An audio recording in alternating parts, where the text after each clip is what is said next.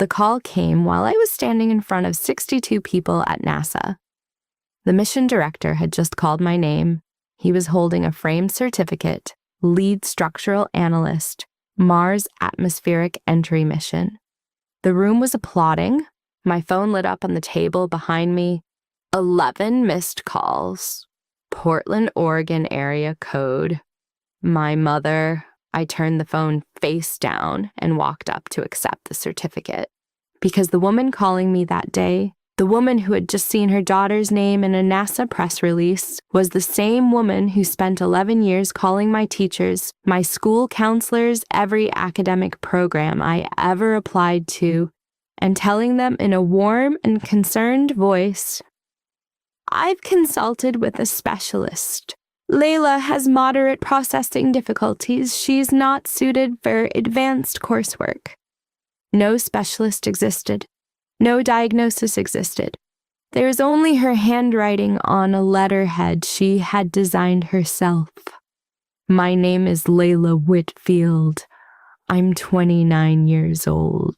And this is the story of how my own mother built a paper cage around my mind and how I burned it down from inside MIT. But before I go any further, if you've ever had someone in your life decide your ceiling for you, stay with me. Because what happened next is for you. Like and subscribe if this story is already hitting somewhere real. Drop a comment, where are you watching from, and has anyone ever underestimated you so badly it became the best thing that ever happened to you? I want to read every single one. Now, let me take you back to Portland. The Whitfield house sat on Westover Road in northwest Portland, Oregon. 3 bedrooms, 2 floors of front porch with a wooden swing that nobody ever sat on. From the outside, it looked like exactly what it was supposed to look like: a respectable home, a stable family, a mother who cared. Carolyn Whitfield had taught 2nd grade at Skyline Elementary for 19 years before she retired. She knew every developmental milestone by heart. She could assess a child's reading level in 10 minutes. She knew which kids were struggling and which ones were being held back. She talked about her work the way some people talk about a calling. Parents trusted her, principals praised her. Every year she received a card from at least a dozen former students. She was by every visible measure a woman who believed in children. Every child, except one. There were 4 of us in that house. Carolyn. Philip, my father, a real estate attorney, who worked long hours and came home quiet. Vivian, my older sister, 3 years ahead of me. And me. Philip was the kind of man who made peace by disappearing into it. He had a leather armchair in the corner of the living room. Most evenings he sat in it with a legal brief and a glass of bourbon and the careful, deliberate stillness of someone who had decided long ago that the best way to survive a difficult person was to become invisible around her. He wasn't cruel. He wasn't cold exactly. He was simply absent. Present in the house, absent in every way that mattered. Vivian had been named after a character in a novel Carolyn loved. She told people this story at dinner parties, one hand pressed to her chest, eyes soft. I knew from the moment I saw her that she was going to be extraordinary. Vivian had Carolyn's sharp cheekbones and her talent for performing warmth. She was 3 years older than me, and for as long as I could remember, she occupied the entire center of the family's attention, the way a sun occupies a solar system. Everything else orbited her. And then there was me. I was named Layla because, as Carolyn once told a neighbor while I stood 2 feet away, we'd already used up the good names. She laughed when she said it. The neighbor laughed too. I was 7 years old. I smiled because I didn't yet understand that some sentences leave marks you carry for decades. The hallway of our house told the whole story without a single word. Vivian's side of the hallway, a shadow box frame holding her first place ribbon from the 5th grade science fair.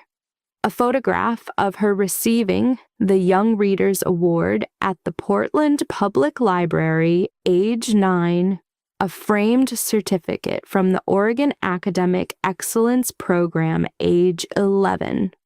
Later, her high school debate team trophy. Her college acceptance letter from the University of Oregon, printed and matted behind glass like a museum piece. My side of the hallway, a hook for backpacks. That was it, just a hook. For 11 years, I walked past that hook every single morning on my way to school and every single evening on my way back, and I told myself it meant nothing. I almost believed it. The first time I understood what was happening, really understood it, not just felt it in the vague way children absorb unfairness, I was 8 years old. My second grade teacher, Mrs. Patterson, had called the house on a Tuesday afternoon in October. I know it was October because the maple tree in our front yard had just turned red, and I remember watching it through the kitchen window while Carolyn took the call. I was at the table doing homework. I could only hear one side of the conversation. Yes, this is her mother. Oh, really? She was selected? I see. Yes, I understand. The program is competitive. A long pause. Well, I appreciate you letting us know, but honestly, I've had some concerns about Layla's ability to manage additional pressure. She tends to internalize stress in ways that aren't always visible. I'd hate for her to be set up for a disappointing experience. Another pause. Yes, exactly. Realistic expectations. I think that's the kindest approach. Thank you so much for calling. She hung up. She came back to the table. She sat down across from me and smiled. That particular smile of hers, the one that arrived slightly before the rest of her expression, like it had been prepared in advance. That was your teacher. She said she was calling about an advanced reading group, but I told her I didn't think it was the right fit for you right now. I looked up from my homework. Why? Because I know you, sweetheart. She reached across the table and patted my hand. I know what you can handle. I nodded. I went back to my worksheet. I was 8 years old, and my mother was a teacher, and I had no reason to doubt her. She knew children. She said so constantly. What I didn't know, what I wouldn't know for another 11 years, was that Mrs. Patterson had called to say I had scored in the top 4% of the district on the reading assessment. I had been selected for the Gifted Readers program. Carolyn had declined on my behalf and asked the school not to mention it to me, framing it as a parental decision made in my best interest. I never knew I had been chosen. I only knew I hadn't been. That is how it worked. Not with cruelty you could point to, not with raised voices or obvious punishment, with kindness, with concern, with the quiet, practiced authority of a woman who knew exactly how schools worked because she had spent 19 years inside one. Philip sat in his armchair that evening and read his brief. I remember looking at him from across the room the way a child looks at a parent when something feels wrong but she can't name it yet. He didn't look up. Later, much later, I would understand that he had heard the phone call too. He had been in the hallway when Carolyn spoke to Mrs. Patterson. He had heard the word gifted. He had heard Carolyn say no. He sat down in his armchair and opened his brief and poured his bourbon and said nothing. Some silences are accidents. His was a choice he made every single day for 11 years. Meanwhile, Vivian's shelf filled up. Award after award, program after program, opportunity after opportunity. Carolyn drove her to debate tournaments in Eugene and Salem. She stayed up past midnight helping Vivian edit her college essays. She called the University of Oregon admissions office personally to follow up on Vivian's application status. When the acceptance letter arrived, Carolyn framed it before the end of the day. I was 13 when Vivian left for college. The house got quieter. I thought for one brief and foolish moment that things might shift, that without Vivian to orbit the family's attention might redistribute itself, that there might be room for me. I was wrong. The attention didn't redistribute. It simply contracted. Carolyn channeled everything that had gone into Vivian's launch into a new project managing down my expectations, keeping me small, keeping me within the limits she had decided long before I had any say in the matter were mine. I didn't know it then, but that empty hook in the hallway wasn't waiting for a backpack. It was waiting for me to figure out it had never been meant to hold anything at all. I was 11 years old when I fell in love with the night sky. Not the romantic version of it, not the kind you read about in poems. I mean the actual technical staggering fact of it. That light takes 8 minutes to travel from the sun to Earth, that the Andromeda Galaxy is on a collision course with the Milky Way and will arrive in approximately 4.5 billion years.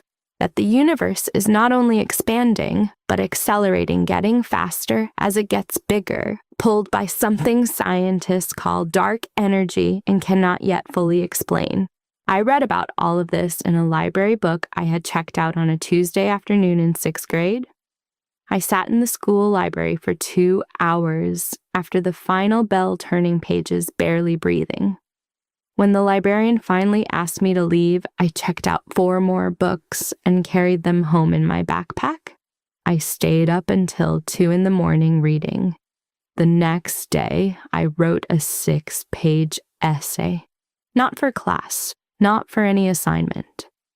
Just because the information felt too large to keep inside my head, and writing was the only way I knew how to process something that enormous. My science teacher, Mr. Alderman, found it on his desk on a Thursday morning. I had slipped it under his door before school. I didn't sign it. I don't know why. Maybe I already understood at 11 that attaching my name to something was a risk. He found me at lunch. "Layla." He pulled a chair up to my table. He set the essay down between us. "Did you write this?" "Yes." He looked at me for a moment. "Where did you get the information about the cosmological constant?" "A book." And then I looked up the original paper by Perlmutter and Schmidt online. He was quiet for 3 seconds. I counted. "I want to submit this to the Oregon Junior Science Symposium," he said. "Student papers, you'd be competing against 8th graders, you're in 6th grade. Do you understand what I'm saying?" I said yes, I understood completely. He called my mother that afternoon. I know what happened on that call because Mr. Alderman told me years later after everything had come out when I reached out to thank him. He said Carolyn had listened politely while he described the essay. He said she had asked 2 or 3 clarifying questions, the kind of questions that sounded engaged but were actually buying time. And then she had said very gently, very reasonably, "I appreciate your enthusiasm for Layla, I really do. But I have to be honest with you, I've had some concerns about her work lately. She has a tendency to copy material without fully understanding it. I wouldn't want her to be embarrassed in a competition, or for the school to be embarrassed. I think it's kinder to let this one pass." Mr. Alderman told me he had believed her. She was a retired educator. She spoke with the confidence of someone who had spent 2 decades assessing children. He had no reason to doubt her. He told me he was sorry. He said it twice. I found out about the symposium 6 years later from a classmate who had competed that same year. She mentioned it casually, the way people mention things they assume you already know. I smiled and nodded and went home and sat on the edge of my bed for a very long time. That essay was the first thing I had ever written that felt entirely, completely mine. The first time I had made something from nothing but my own curiosity and my own sleepless nights. And Carolyn had looked at it, assessed its value, and quietly dropped it into a drawer where no one would ever see it. The pattern by the time I was 13 was so consistent it had become invisible to me. The way wallpaper becomes invisible, you stop seeing it because it has always been there. Every opportunity that came close enough to touch me disappeared before I could reach it. A summer enrichment program at Portland State University, Carolyn told them I had a scheduling conflict. A school-wide math competition, she told my teacher I got overwhelmed in time settings. A letter from the district inviting me to test for the gifted and talented program, I never saw it at all. I found the envelope years later, unopened at the bottom of a box in the garage. The postmark was from when I was 10. Philip came to Vivian's college orientation at the University of Oregon. He took the day off work. He and Carolyn drove 4 hours each way. He posted a photograph on Facebook. Vivian, standing in front of the campus, arched her arms around both parents, all 3 of them grinning. The caption read, "So proud of our girl. The future is bright." The same month, I won first place in my school's creative writing contest. My story was selected out of 214 entries. The prize was a $25 gift card to Powell's Books, a certificate signed by the principal. Carolyn put the certificate on the kitchen counter. It was still there 3 days later when it got thrown away with the recycling. I retrieved it from the bin. I didn't tell anyone. I put it in a shoebox under my bed next to my library books, and I told myself that was enough, that it counted even if no one saw it. I told myself that so many times that I started to confuse repetition with belief. Philip was in the kitchen the evening Carolyn took the phone call from the Portland State Summer Program Coordinator. He was standing at the counter making a sandwich. I was at the table.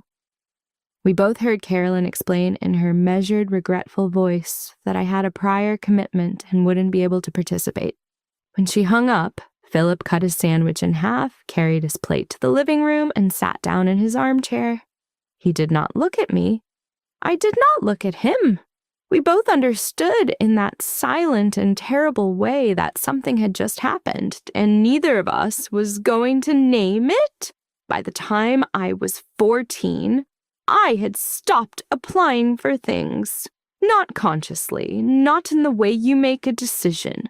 More the way you stop reaching for a door after you've found it locked enough times. Your hand just stops going there. You reroute. You find smaller rooms.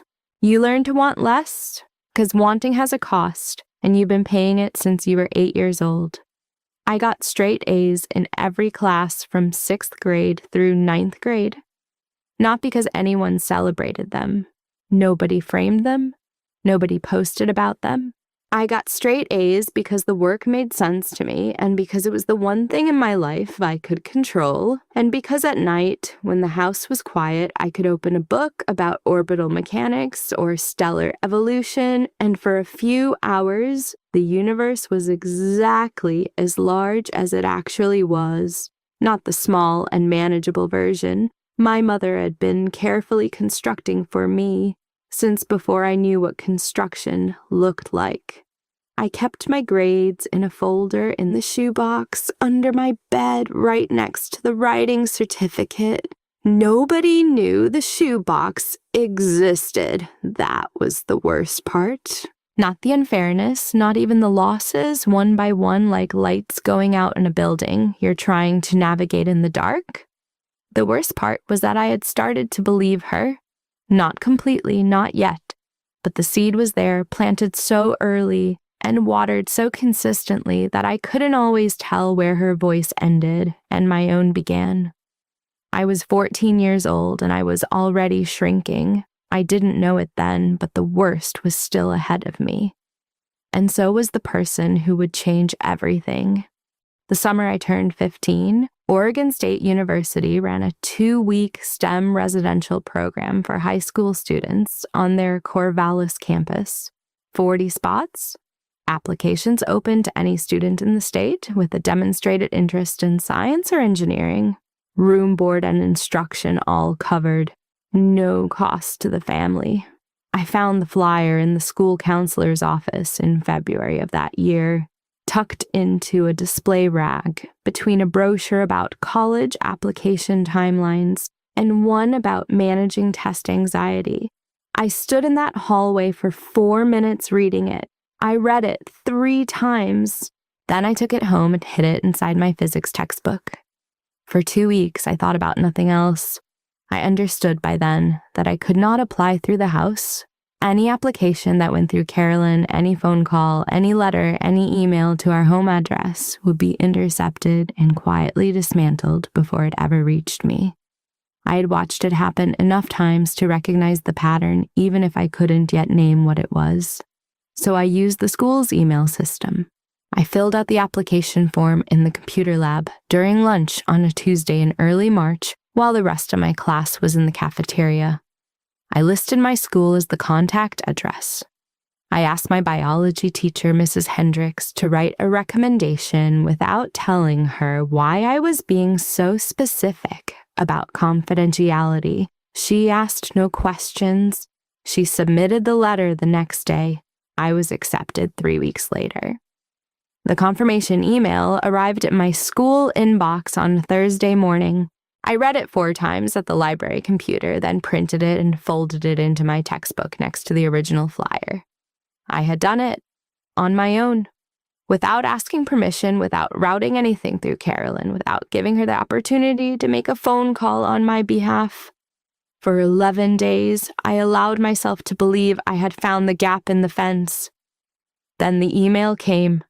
I don't know how she found out.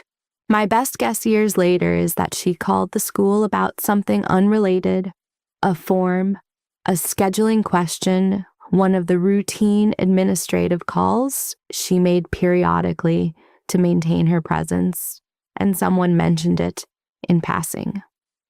Congratulations on your daughter's acceptance to the OSU program. The kind of thing you say without thinking. The program coordinator sent me a follow-up email on a Friday afternoon. She wrote that she had received a call from my mother, who had explained that I was dealing with a period of emotional instability that made residential programs inadvisable at this time. She wrote that my spot had been released to the next student on the wait list. She wrote that she was sorry and that I was welcome to apply again next year.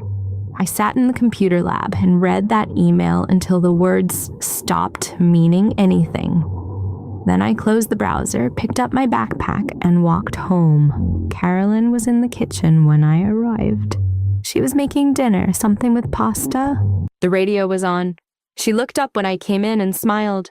How was school? I set my backpack down. Fine.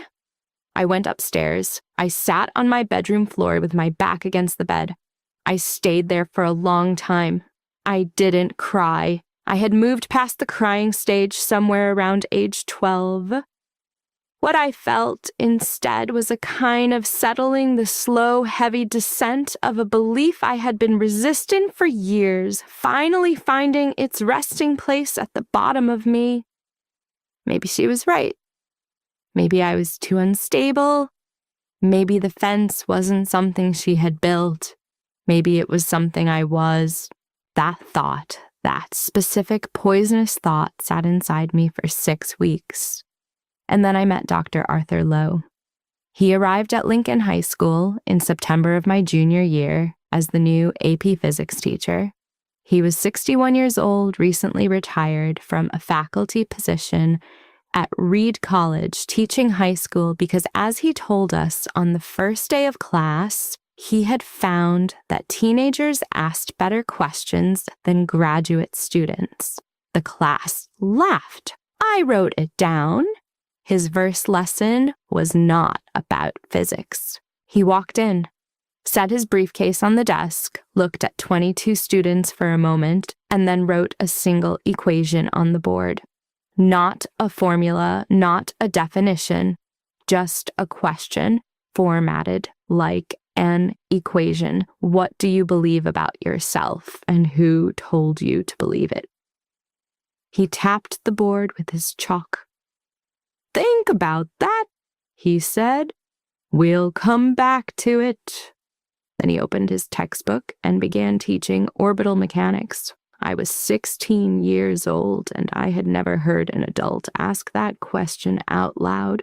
3 weeks into the semester, Dr. Lowe handed back our first unit test. I had scored 100%. He asked me to stay after class. I assumed I had done something wrong. Years of Carolyn had trained me to read adult attention as a precursor to correction. I sat in the front row while the rest of the class filed out, already constructing apologies in my head. He sat on the edge of his desk and looked at my test paper. Miss Whitfield, he said, how did you approach question 7? Question 7 was a problem about escape velocity. The textbook method required 4 steps. I had used 2. I just thought about it differently, I said. He nodded slowly. He was quiet for a moment. Then he said, who told you that you weren't good at science? The question hit me so precisely that I couldn't speak for several seconds. It was like being handed a mirror in a room where you had forgotten mirrors existed. Nobody said that exactly, I finally managed. But someone said something. It wasn't a question. I looked to my hands. My mother thinks I have processing difficulties. Dr. Lowe said nothing for a long time. Then he stood up, walked to the filing cabinet behind his desk, and pulled out a thick folder. He set it on the desk in front of me. This is an independent study curriculum I designed at Reed, he said. Graduate level, astrophysics and structural mechanics. I want you to work through it, outside of class, at your own pace. He paused. I'm not assigning it, I'm offering it. There's a difference. I looked at the folder. Why? Because, he said, picking up his briefcase and heading for the door. Processing difficulties don't produce solutions like the one you wrote on question 7. And he stopped at the doorway. The folder is yours. Bring me pages when you have them. Over the next 14 months, I filled 112 pages of that independent study curriculum. I wrote about orbital insertion mechanics. I wrote about thermal protection systems for atmospheric re-entry vehicles. I wrote a 40-page analysis of structural stress distribution in spacecraft designed for Mars entry, a paper that Dr. Lowe read 3 times and covered in notes, so dense the margins disappeared. One afternoon in March of my senior year, he asked if he could make a photocopy of those 40 pages. Just for my records, he said, sliding them into a manila folder. I thought nothing of it. Teachers kept student work. That was normal. I had no idea he was already doing something else with those pages entirely. Something that would not reveal itself for another 8 months. Something that would arrive not at our house on Westover Road, but at Lincoln High School, addressed to me in an envelope with a Cambridge, Massachusetts return address. I didn't know any of that yet. What I knew was that for the first time in as long as I could remember, I had written something and handed it to an adult, and instead of silence, instead of a smile and a gentle redirection, instead of a phone call I wasn't allowed to hear, I had received 40 pages of margin notes that said in Dr. Arthur Lowe's careful handwriting, "This is exactly right. Keep going. 3 words, 7 syllables. The first honest assessment anyone had ever given me." I folded that note and put it in the shoebox under my bed, right next to the writing certificate, right next to the OSU acceptance email I had printed and never thrown away. The shoebox was getting full. The fall of my senior year arrived the way most things in that house arrived, quietly, without announcement, already in motion before I noticed it. Vivian had graduated from the University of Oregon the previous spring with a degree in communications and a minor in sociology. She had moved back into her old bedroom on Westover Road while she, as Carolyn described it to everyone, figured out her next chapter. Her next chapter appeared to involve a lot of time on her laptop posting study aesthetic content to Instagram and a growing collection of sponsored posts for productivity planners and pastel highlighter sets. She had 42,000 followers. Carolyn mentioned this number at dinner at least twice a week. "Vivian's building something real," she told Philip one evening while I cleared the plates. "Personal brand is the future. She understands that." Philip nodded from behind his brief. I carried the dishes to the sink. That was the architecture of every evening in the Whitfield house. Carolyn talking, Philip nodding, Vivian performing, me moving through the background like furniture that had learned to be quiet. In October, a letter arrived from the Oregon Scholars in Science Initiative. It was addressed to me. It had been forwarded from the school Dr. Lowe had listed Lincoln High as my contact address for anything related to the independent study work, a habit he had developed after I mentioned once and briefly that I preferred school mail to home mail. He had not asked why. He had simply adjusted. The letter was an invitation to interview for a full merit scholarship covering undergraduate study in any STEM field at any participating institution in the Pacific Northwest. The interview was scheduled for a Thursday afternoon in November at a downtown Portland office on Southwest 5th Avenue. Transportation and preparation materials included. I read the letter standing at my bedroom window. Then I folded it carefully, slid it into the back cover of my physics textbook, and said nothing to anyone. For 3 weeks, I prepared alone. I reviewed my independent study notes. I practiced answering questions in front of my bathroom mirror at 11 o'clock at night with the water running, so no one could hear me talking to myself. I wrote out explanations of my research on index cards and memorized them on the bus to school. I told Dr. Lowe the week before the interview. He sat back in his chair and looked at me with an expression I had not yet learned to fully read, something between satisfaction and sorrow. The look of a person who is glad something is happening and sorry it took this long. "Do you need anything?" he asked. "I don't think so." "You'll be fine," he said. "You've been preparing for this your entire life. You just didn't know it had a name yet." The interview was on a Thursday. I told Carolyn I had a study session with a classmate after school. She nodded without looking up from her crossword. I took the number 14 bus, downtown, walked 4 blocks in the November rain, and sat in a conference room on the 9th floor of a glass building with 6 other high school students from across Oregon. The interview panel asked me to explain my research on atmospheric re-entry thermal protection systems. I talked for 11 minutes without stopping. One of the panelists interrupted me to ask a follow-up question about heat shield material composition. I answered it. He wrote something down. Another panelist asked about my long-term academic goals. I said aerospace engineering. I said it without hesitating, without the apologetic qualifier I had spent years attaching to every statement about my own abilities, the reflexive, I think and maybe, and I'm not sure if this is realistic, but I just said it, aerospace engineering. The panel thanked me and I took the bus home and made it back to Westover Road by 5:45. Carolyn was in the kitchen. Dinner was on the stove. Nobody asked where I'd been. 2 weeks later, the scholarship notification arrived at school. I had been selected, full merit, 4 years, any participating institution. Dr. Lowe called me into his classroom during free period and handed me the letter across his desk. He didn't say anything. He just watched me read it, When I looked up, his expression had settled into something quiet and complete, the look of a man who had been waiting a long time to see a particular outcome and was now finally watching it arrive. "Congratulations, Miss Whitfield," he said.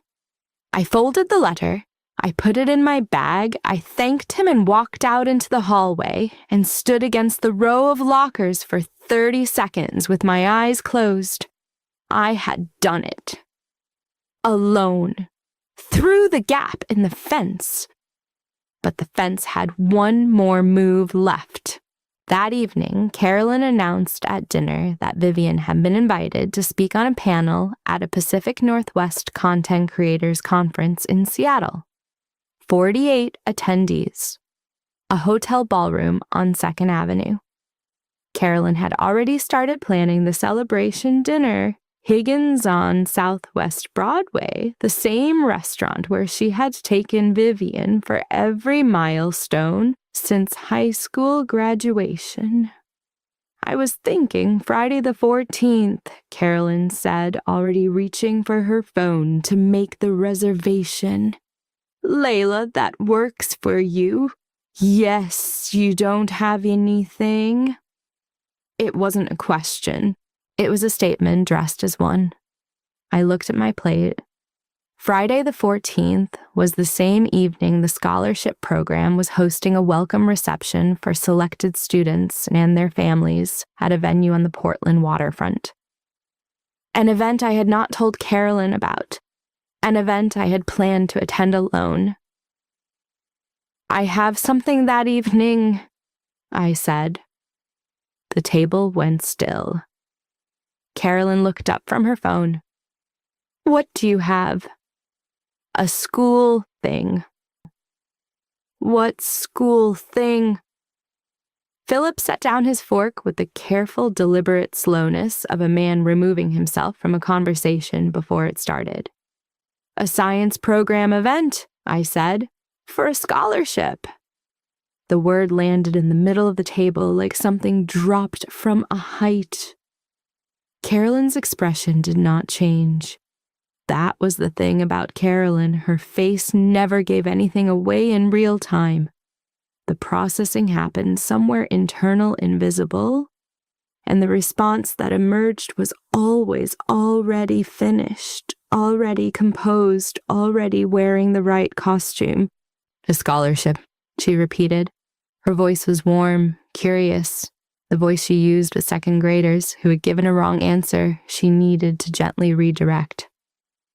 "What scholarship is this, sweetheart? I don't remember discussing any scholarship."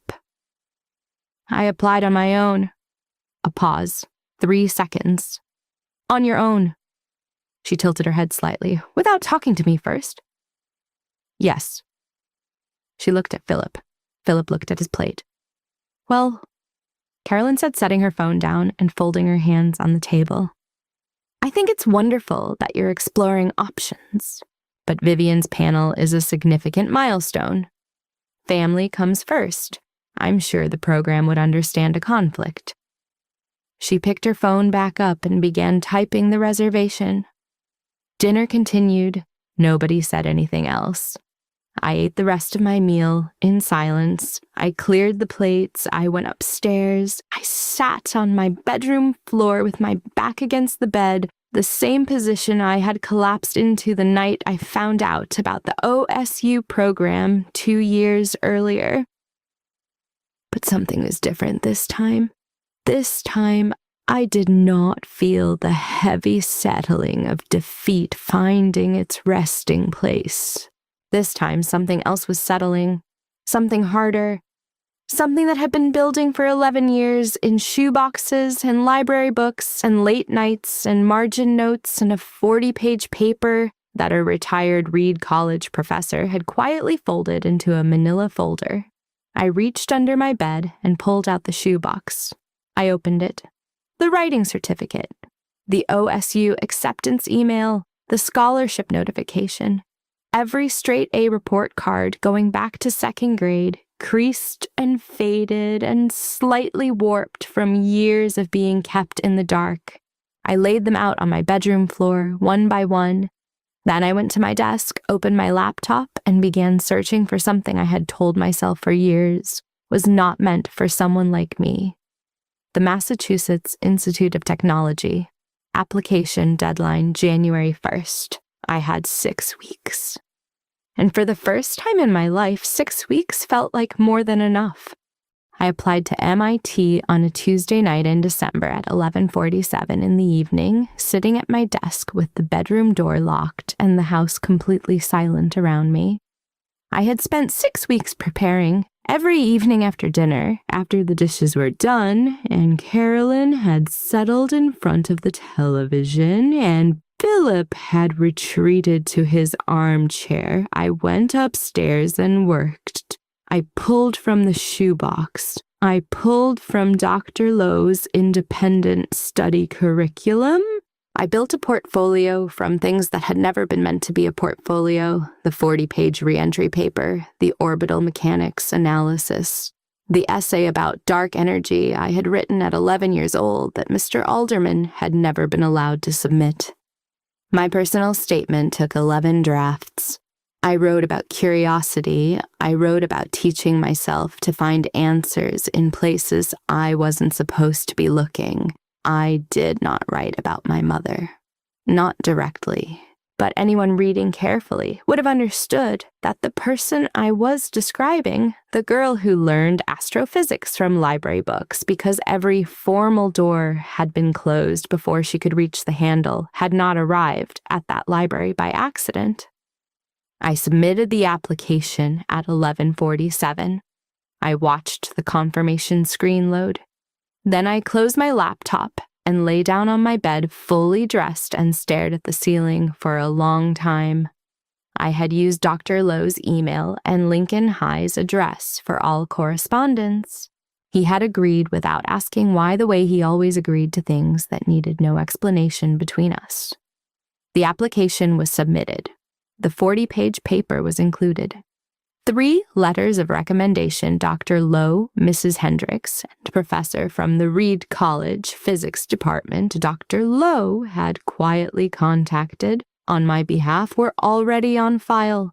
I had done everything I could do. Now I waited.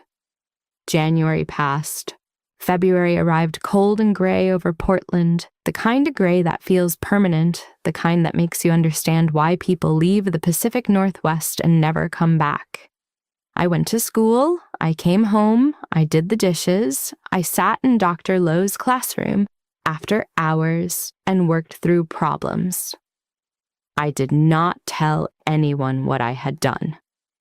Then on the 14th of March, a Thursday, Dr. Lowe called me out of my 3rd period class with a note delivered by the front office. I walked to his classroom. He was standing at his desk. He had an envelope in his hand. It was already open. It had been delivered to the school, to his attention, to be forwarded to me. He held it out without a word. I took it. I read it once, twice, a 3rd time. The words did not change. Dear Ms. Whitfield, it is with great pleasure that the Massachusetts Institute of Technology offers you admission to the class of... I stopped reading. I looked up at Dr. Lowe. He was very still. His hands were folded in front of him. His expression was the quietest I had ever seen on a human face, the expression of someone who's been holding something carefully for a very long time and has just been allowed to set it down. Full merit scholarship, he said. They included the financial aid summary in the packet. I looked back at the letter. Full merit, room board tuition, everything. I did not cry. I want to be clear about that, not because crying would have been wrong, but because what I felt in that moment was not sadness and not even joy exactly. It was more like recognition. Like walking into a room you have never been in and understanding the moment you cross the threshold that this is where you are always supposed to be. Thank you, I said. My voice came out steady. For the recommendation. For all of it. The recommendation described what I observed, Dr. Lowe said, "You did the rest." He paused. "What are you going to do?" I folded the letter. I put it in my bag. "I'm going to go home," I said. I took the bus back to Westover Road that afternoon. The maple tree in the front yard was still bare. Spring had not arrived yet on that side of Portland. I stood on the porch for a moment before going inside. I looked at the wooden swing nobody ever sat on. I thought about the 8-year-old girl who had stood in the kitchen listening to her mother redirect a phone call, not understanding yet what was being taken from her. I went inside. Carolyn was in the home office. The door was half open. She was at the desk, the same desk where I had once found her preparing parent newsletter templates, the same desk I had never had any reason to open the drawers of. I set my backpack down in the hallway and was about to go upstairs when something made me stop. The desk drawer was open, not fully, just a few inches the way drawers are left when someone has been in and out of them quickly. And in the gap visible from where I stood in the doorway was the edge of an envelope. White, unsealed, a corner of paper visible inside. I do not know what made me cross the room. I cannot fully explain it even now. Some part of me had been moving toward this moment for 11 years without knowing it had a destination. I pulled the drawer open. There were 3 envelopes, all open, all addressed to me at our home address. 2 were from academic programs, 1 from a Johns Hopkins summer research initiative, 1 from a National Merit Scholarship notification, both dated from my sophomore year. Both opened, both kept. The 3rd was older. The paper inside was heavier, printed on what looked like professional letterhead. I pulled it out. To Mr. and Mrs. Whitfield. From Dr. Sandra Merritt, educational psychologist, Layla Whitfield, age 13, I read the letter. It described in careful clinical language a student with moderate processing difficulties, reduced capacity for sustained academic focus, and elevated anxiety responses to competitive environments. It recommended against placement in accelerated programs. It recommended a reduced academic load and regular check-ins with the school counselor. It was signed at the bottom, a neat professional signature, Dr. Sandra Merritt, Sci.D. I stood there for a long time. Then I looked at the signature again. I knew that handwriting. I had watched it my entire life. I had watched it sign permission slips and birthday cards and grocery lists and school forms. I had watched it write Vivian's name on Christmas packages in the looping, affectionate cursive Carolyn used for people she wanted to claim. The signature on that letter was Carolyn's handwriting, slightly altered, slightly restrained, but hers. I read the letter once more. Then I walked to the kitchen and set it on the table. Carolyn came in 3 minutes later. She saw the letter. She stopped. The kitchen went completely silent. "Where did you get that?" Her voice was careful, calibrated. "Your desk drawer." I kept my voice flat. "How many?" She didn't answer. "How many teachers? How many programs? How many times did you send this?" "Layla, there's no Dr. Sandra Merritt." I had looked it up on my phone on the walk from the office to the kitchen. No licensed psychologist by that name in Oregon. No record anywhere. You made her up.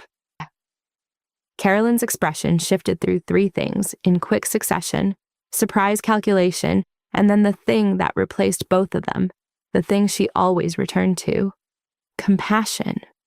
Performed, precise, and utterly convincing. "I was protecting you," she said. Her voice softened.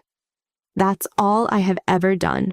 You don't understand the pressure those programs put on children who aren't what?" She stopped. "Who aren't Vivian?" I said. "Say it." The silence that followed lasted 17 seconds. I counted. Then Carolyn straightened. She picked up the letter from the table and held it in both hands the way she held things she intended to put back in their place. "I know you better than you know yourself," she said. "I'm your mother. Everything I did was out of love."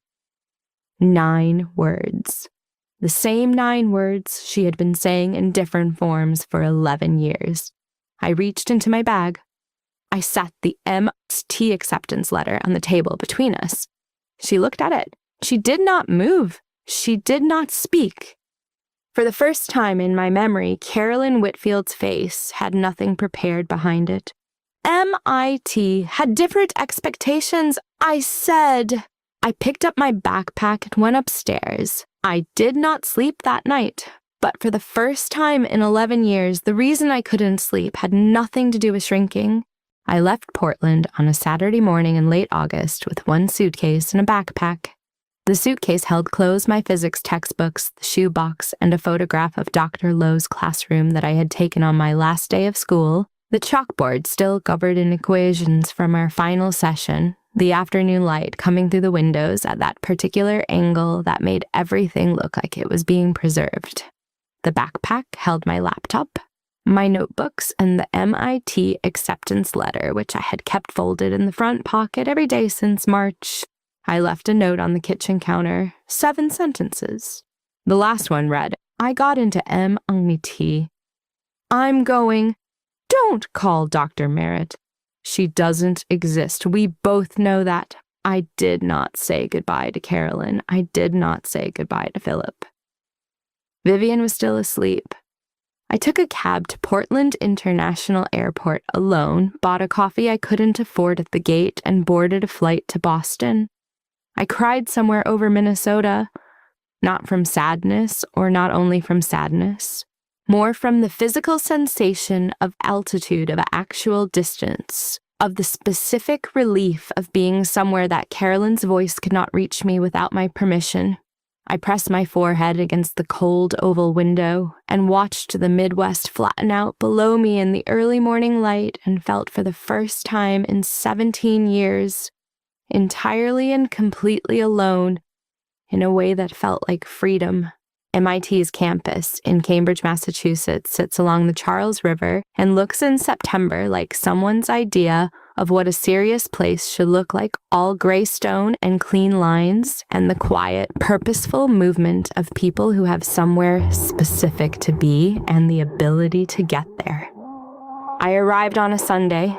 My room was in Simmons Hall on Massachusetts Avenue, a building that looked from the outside like a waffle iron designed by someone who had read too much about cellular biology. I loved it immediately. My roommate was a girl named Priya from Bangalore who was studying computational biology and had already read every book on the required reading list and was starting on the supplementary materials. We shook hands. She offered me half her desk organizer. I accepted. We understood each other perfectly. The first semester was the hardest thing I had ever done, and it was the first time in my life that hard felt like the right size. Every problem set pushed me past what I thought I could reach. Every lecture introduced a concept that required me to rebuild something I thought I already understood. I stayed in the library until 2 a.m. I ate dining hall cereal for dinner 3 nights a week because I lost track of time. I failed my first fluid dynamics quiz, a 63, and sat with it for exactly 1 evening before going back to the textbook and working through every problem in the chapter from the beginning. I did not call home. Home did not call me. That silence, which I had expected to feel like punishment, felt instead like the first honest agreement our family had ever reached. I ended my first semester in the top 6% of my cohort. I did not tell anyone in Portland. The second year, I applied for a research assistant position in the aerospace engineering department under Professor Diana Ewan, whose work on thermal protection systems for Mars-bound spacecraft I had been reading since I was 15 years old, back when I was reading it from library books on a bedroom floor in Portland, never imagining I would one day be in the same building as the person who wrote it. Professor Ewan interviewed 12 applicants. She selected 3. I was one of them. On my first day in the lab, she handed me a stack of papers and said, "I don't explain things twice. Ask questions before we start, not after. And if you find an error in my calculations, tell me immediately. I'd rather be corrected than wrong."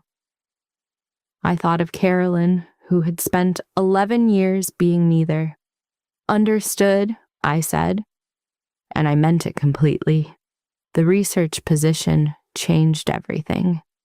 I spent my second and third years working on a structural analysis model for atmospheric entry vehicles, calculating the distribution of mechanical stress across a heat shield during the deceleration phase of Mars entry. It was in compressed and technical form, an extension of the 40-page paper I had written in Dr. Lowe's classroom at 16 years old. The paper he had photocopied and kept in a manila folder. The paper that had become my MIT application. The circle of it was not lost on me. I thought about it sometimes at 2 a.m, in the lab running simulations on a computer screen while Cambridge slept outside the window. I thought about the girl who had written those 40 pages in a high school classroom because a retired professor had set a folder on a desk and said, "Keep going." I thought about how different the trajectory of a life looks from inside it versus from the outside. How what looks to an observer like a sudden leap is almost always the last step of a very long walk taken mostly in the dark. My third year, Professor Ewan submitted our joint research paper to the Journal of Spacecraft and Rockets. Both our names were on it. Mine was second.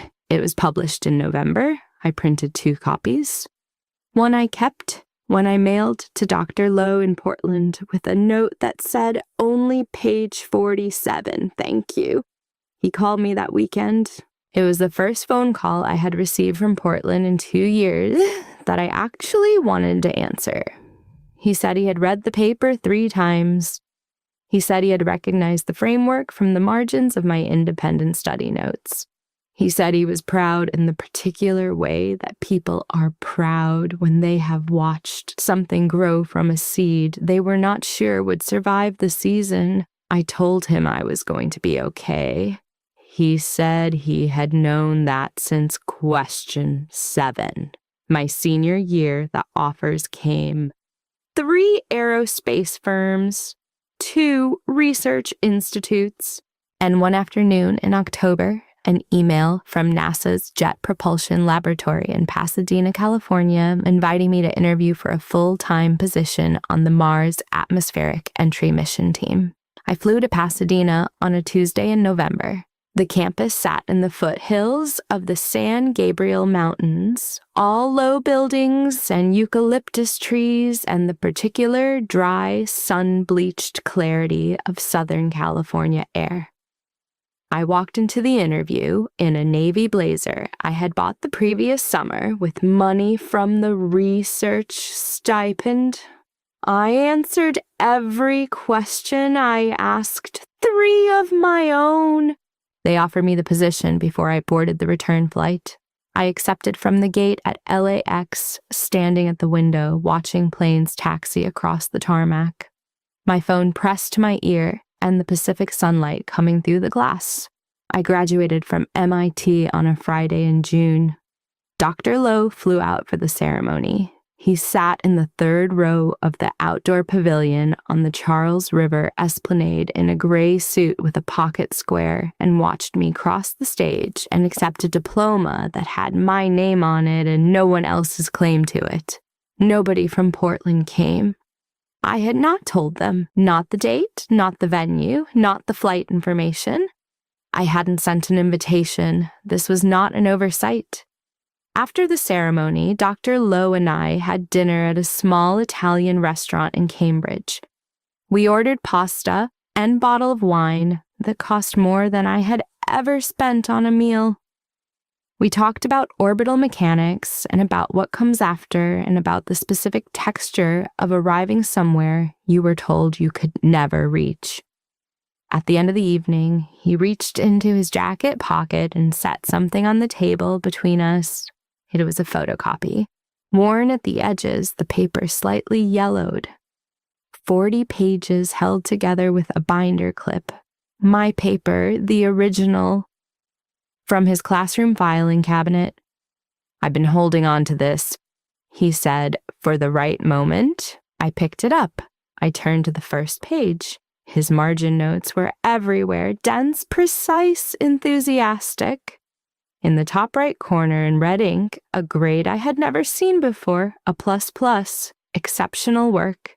I closed the paper carefully. I put it in my bag next to the shoebox. I started work at JPL the following Monday. My badge had my name on it. My desk overlooked a courtyard where engineers ate lunch in the California sun and talked about Mars with the casual familiarity of people who had spent so long thinking about a place that it had become, in some essential way, their neighborhood.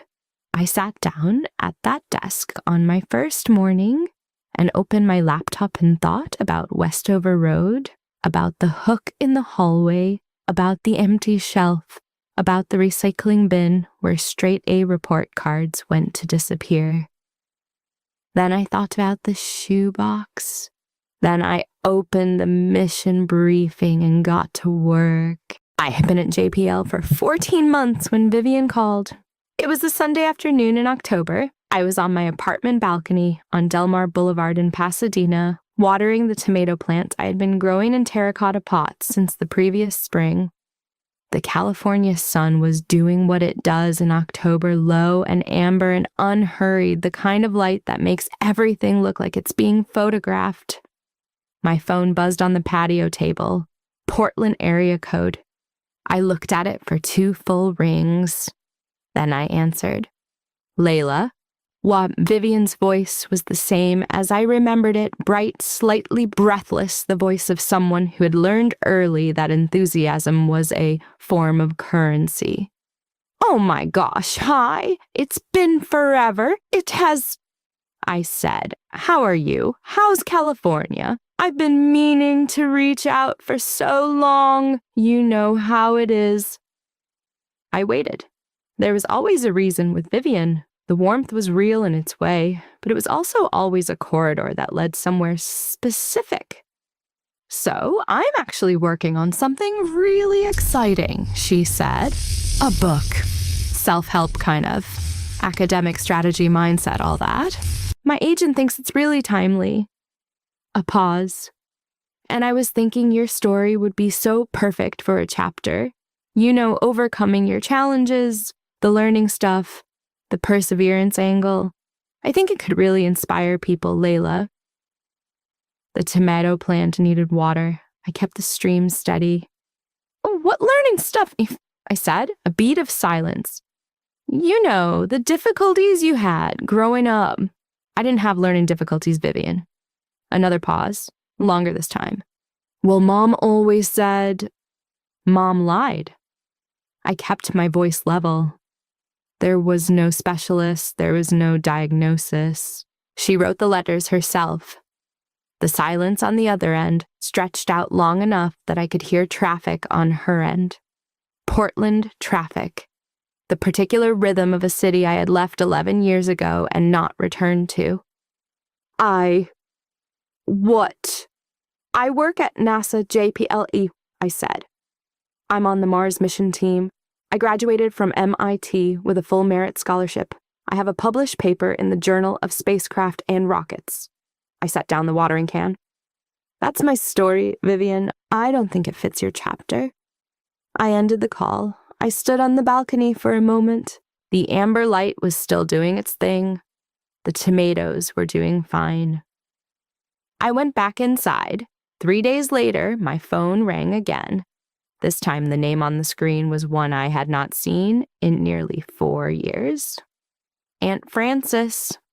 Frances was Philip's younger sister, a ceramics teacher in Southeast Portland who drove a 15-year-old Subaru and kept an herb garden on her fire escape and had, as long as I could remember, been the one person in the extended Whitfield family who looked at me without the particular film of managed expectation that coated everyone else's gaze.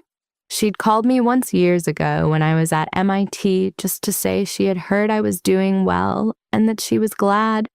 We had talked for 40 minutes. It was the longest phone conversation I had had with a family member since leaving Portland. "Layla," she said. Her voice is careful in the way of someone who has been thinking about what they want to say for a long time. "I need to tell you something. I should have told you years ago." I sat down on the couch. "I know about the letters," she said. I went still. "I found out when you were 13. I was at the house helping your mother sort through some papers after a pipe burst in the office. I found one in the recycling. It hadn't quite made it in. A letter signed with a name I didn't recognize." She paused. "I recognized the handwriting immediately. I confronted Carolyn that evening. She said she was protecting you. She said it so calmly, so reasonably that I almost—" She stopped.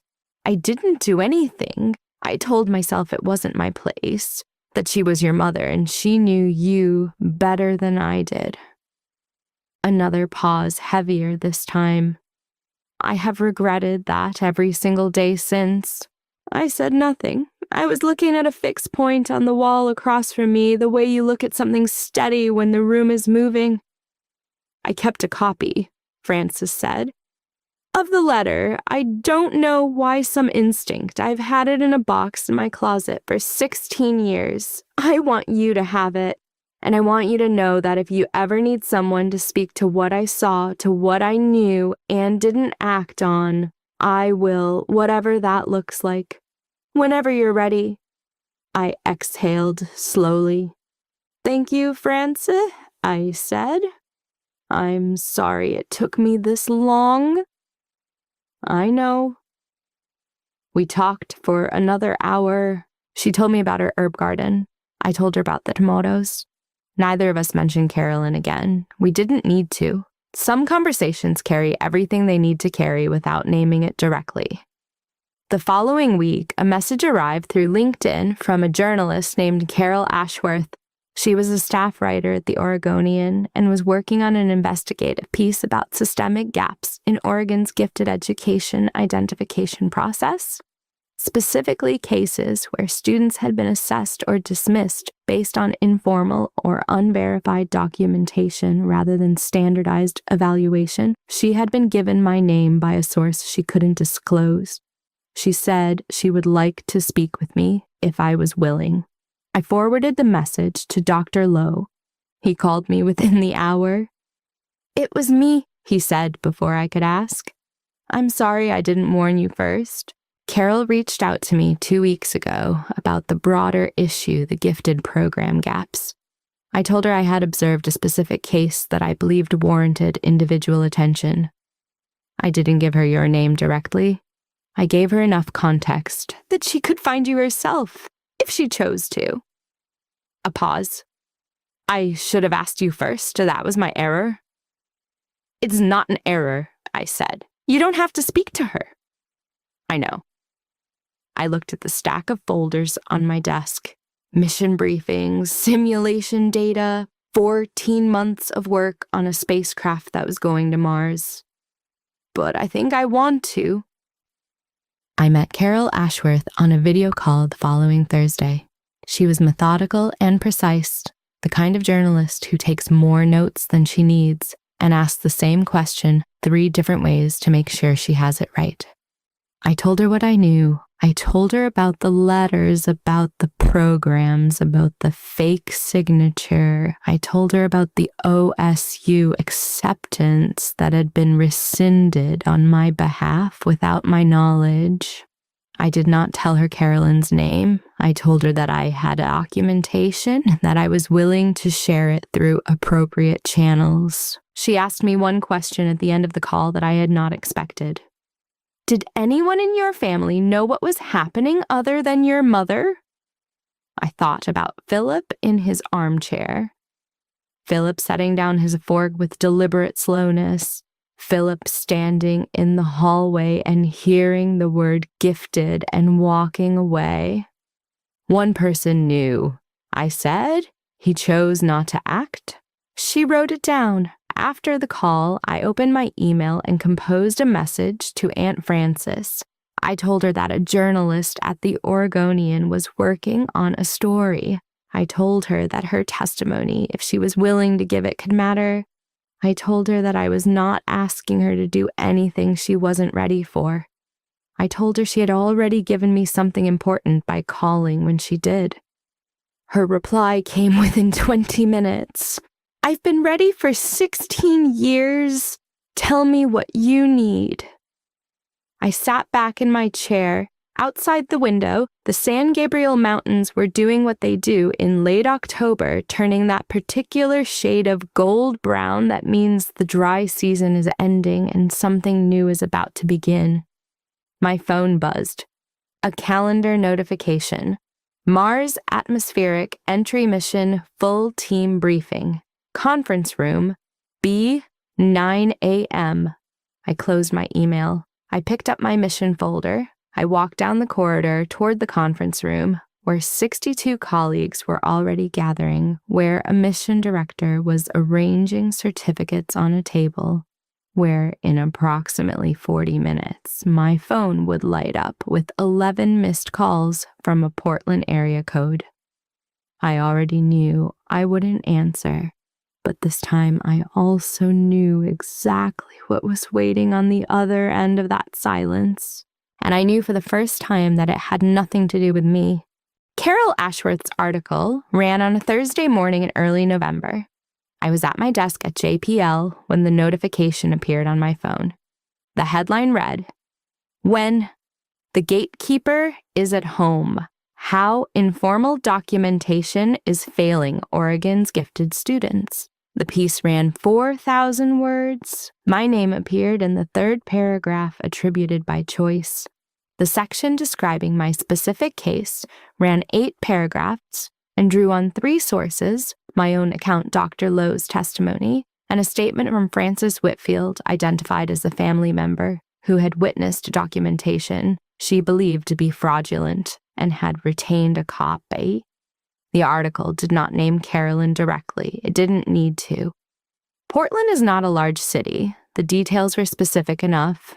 The school, the years, the name of the retired teacher. By noon, 3 people from Lincoln High School had shared the article on Facebook.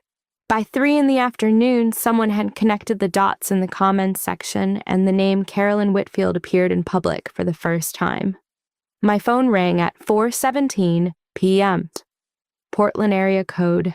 Not Vivian this time. Carolyn.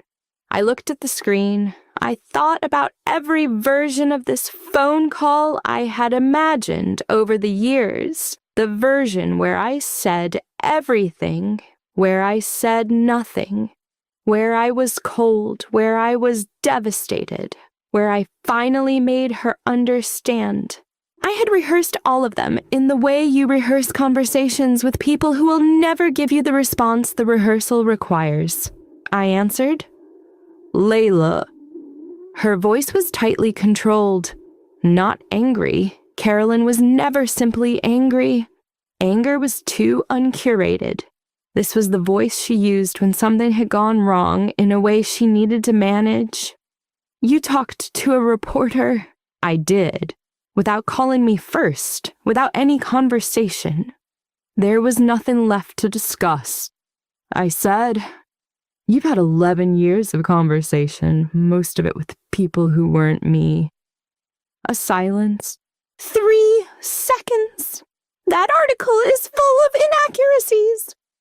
Her voice shifted slightly smoother now, moving into the register she used when she was building a case. "I never forged anything. I wrote those letters as a parent expressing concern.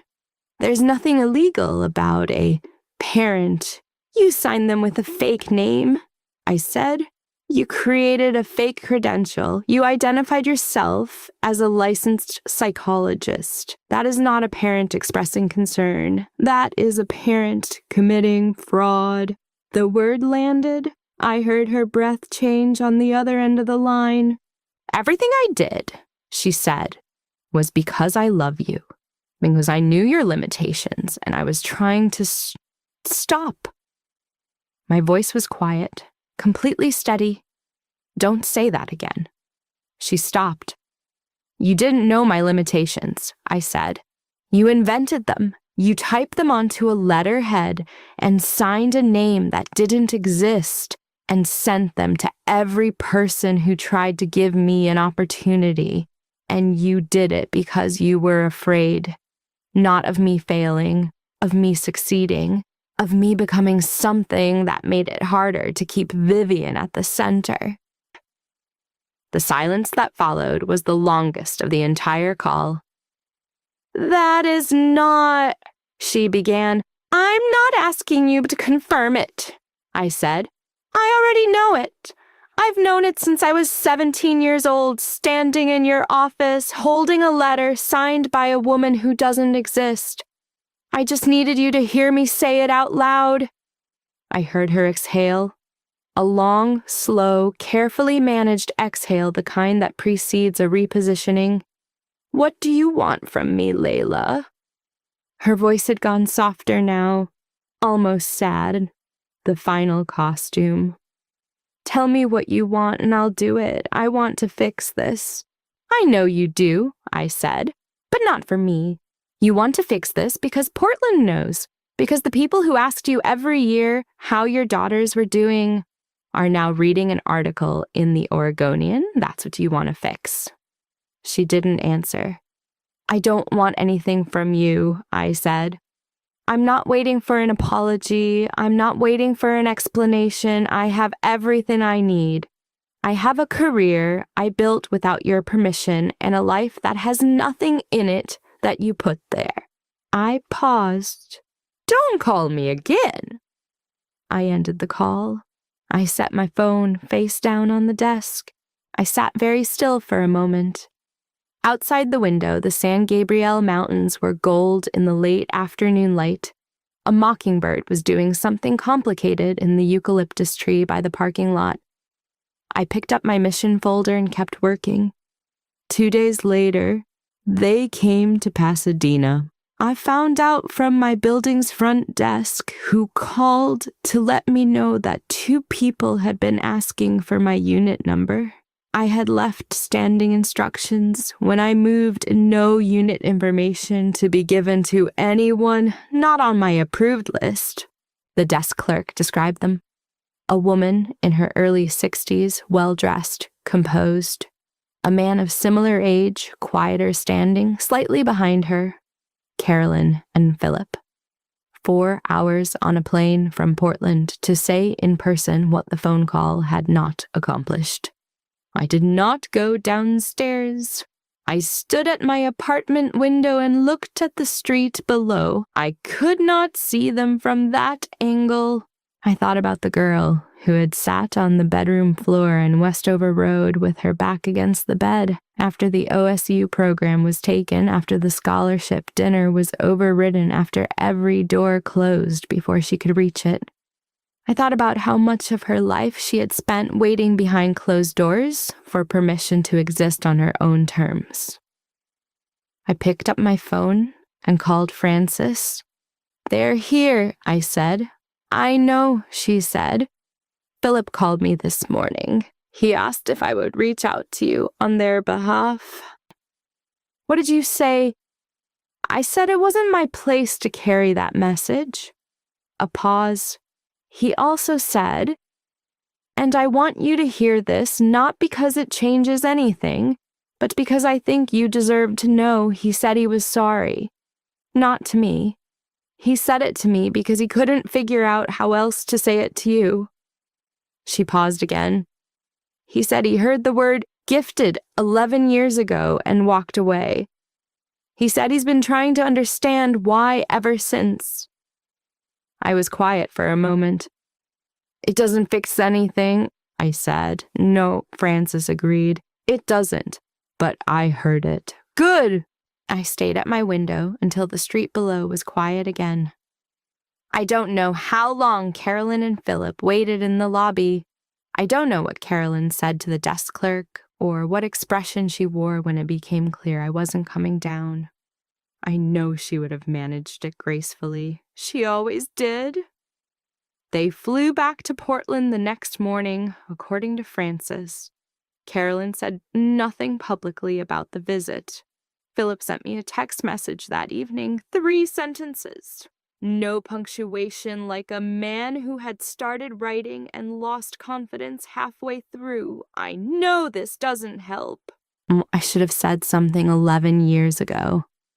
I'm sorry, Layla. I read it twice. I did not reply, but I did not delete it either.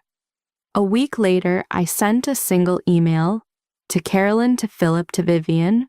4 sentences. No salutation. I am not available for reconciliation at this time. The article reflects an accurate account of documented events. I wish you no harm. Do not contact me. Then I turned to Vivian, specifically because Vivian required her own accounting. Her Instagram post had gone up the day the article ran a carefully lit photo of her at her desk, hand pressed to her chest caption, reading, "I'm heartbroken to learn about events in my family that I had absolutely no knowledge of. I too am processing this. I was also affected by dynamics in our home. Please be kind as I navigate this difficult time." The post received 4,200 likes, 83 comments calling her brave. I looked at it for a long time. Then I opened my message archive and found what I was looking for. A text exchange from when I was 16 years old, the week I had applied to the OSU STEM program. Vivian and Carolyn on a thread I had been accidentally included in due to a contact list error that neither of them had noticed. Vivian's message, sent on a Tuesday evening. "Hey, did you check if Layla applied to that OSU thing this summer? You might want to look into that." Carolyn's reply 4 minutes later, "Already on it." I screenshot both messages. I did not post them. I forwarded them to Carol Ashworth with a single line, "For your records if needed." Carol replied within the hour, "Thank you. This is significant." Vivian's post was still up. I did not comment on it. I did not share it. I did not need to. The record existed. It had always existed. Carolyn had taught me without meaning to that the most important things are the ones you keep. The shoebox had been right all along. It has been 11 months since the article ran. I am sitting at my desk at JPL on a Tuesday afternoon in October, the same month, the same amber light, the same mockingbird in the eucalyptus tree. The mission briefing folder in front of me is thicker than it was a year ago. The Mars atmospheric entry mission has moved into its final design phase. My structural analysis model, the one that began as 40 pages of handwritten notes in a high school classroom in Portland, is now embedded in the official mission architecture document. My name is in the acknowledgments section. It will be on the mission record permanently long after the spacecraft launches, long after it enters the Martian atmosphere, and the heat shield does exactly what the calculations say it will do. That is not a small thing. I am learning slowly to let it be as large as it actually is. My apartment on Delmar Boulevard has changed since last year. There is a second bookshelf now filling the wall beside the window. Physics texts and aerospace engineering references, and on the bottom shelf, the books I loved before I knew I was allowed to love them. The astronomy books from the Portland Public Library replaced one by one with my own copies. The dark energy chapter, the orbital mechanics primer, the book about the Andromeda galaxy that I read at 11 years old at a library table until the librarian asked me to leave. On the top shelf in the corner is the shoebox. I don't open it often, but I keep it where I can see it. It is not a monument to what was taken. It is a record of what survived. there is a difference, and the difference matters. The Oregon Board of Education completed its investigation in late spring. The finding was formal and documented. Carolyn Whitfield had engaged in conduct unbecoming a licensed educator by producing and distributing fraudulent documentation designed to restrict a student's academic access. Her teaching license, already inactive due to retirement, was formally revoked. The finding was entered into the state's public educator record. It was not a criminal proceeding. No charges were filed. I had not sought charges. What I had sought was a record, an official, unambiguous, permanent record that said this happened. It was real. Here is the documentation. Here is the finding. Here's the proof for anyone who needs it, that the cage was built and that the builder has been named. That record exists now. It will exist after I am gone. After Carolyn is gone, it will simply exist. A fact among facts. I found out about the revocation through Frances, who had testified before the board in February. She called me the evening the decision was issued. Her voice was steady in the way of someone who has finally put down something they have been carrying in the wrong direction for a very long time. It's done, she said. Yes, I said. Are you okay? I thought about it honestly. I think I've been okay for a while, I said. I just needed the record to catch up. Frances and I have dinner together every Thanksgiving now. She flies down to Pasadena, and we cook in my apartment, her herb focaccia, my grandmother's sweet potato recipe that I found written on a card tucked inside an old cookbook at a thrift store and adopted as my own. We eat at the small table by the window with the San Gabriel Mountains going dark in the distance. We talk about her ceramics and my spacecraft and the herb garden on her fire escape. We do not talk about Westover Road unless one of us needs to. Usually neither of us does. Dr. Lowe retired fully in June. He and his wife moved to a small house outside Ashland in southern Oregon near the Shakespeare Festival they had been attending every summer for 30 years. He sent me a photograph of their front porch, 2 chairs, a view of the Siskiyou Mountains, a stack of books on the side table that I recognized as his standard reading pile. I called him on his first weekend there. We talked for 2 hours. He asked about the mission. I told him we were on track. He asked about the heat shield model. I told him it had been validated in 3 independent simulation runs and was performing within 1.2% of projected tolerance. 1.2%. He said, "That's exceptional." "I learned to aim for exceptional," I said. He laughed. It was the best sound I had heard in a long time. Vivian's book was not published. Her agent parted ways with her in December, according to a mutual acquaintance who mentioned it without context. Her Instagram following dropped from 42,000 to 28,000 after Carol Ashworth's follow-up piece ran a shorter piece focused specifically on the text message exchange which Vivian had never publicly addressed. She has not contacted me since the phone call in October. I have not contacted her. I do not wish her harm. I want to be precise about this. Wishing harm requires a continued investment in someone's life that I'm no longer making. What I feel toward Vivian is closer to the feeling you have when you close a book that wasn't well written, not anger, not grief, just the clean and final act of closing. Philip sent a second text message in January.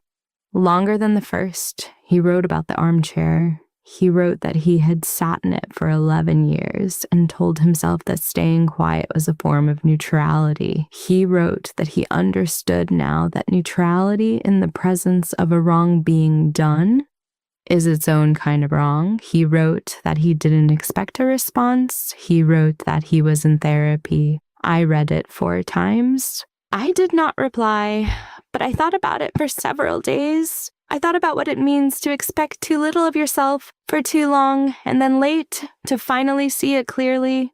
I thought about whether late clarity counts. I have not decided yet.